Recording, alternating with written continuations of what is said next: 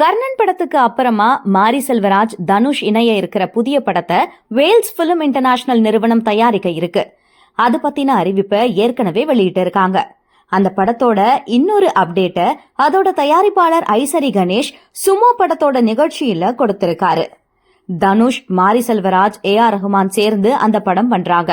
அந்த படத்துக்கு முன்னாடியே தனுஷ் நடிக்க ஒரு படம் இருக்கு.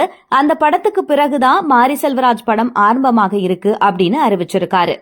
தனுஷோட 56வது படத்தை தான் மாரி செல்வராஜ் இயக்க இருக்காரு. அதுக்கு முன்பா போர் தொழில் இயக்குனர் விக்னேஷ் ராஜா இயக்க இருக்கிற படத்துல தனுஷ் நடிக்க போறாரு. அந்த படத்தை பத்தி தான் ஐசரி கணேஷ் குறிப்பிட்டிருக்காரு. விரைவில் அதற்கான அறிவிப்புகள் வரலாம். அமரன் இயக்குனர் ராஜ்குமார் பெரியசாமி இயக்கத்திலும் தனுஷ் நடிக்க போறாரு. அதுக்கான அறிவிப்பும் சில வாரங்களுக்கு முன்பு வெளிவந்துச்சு.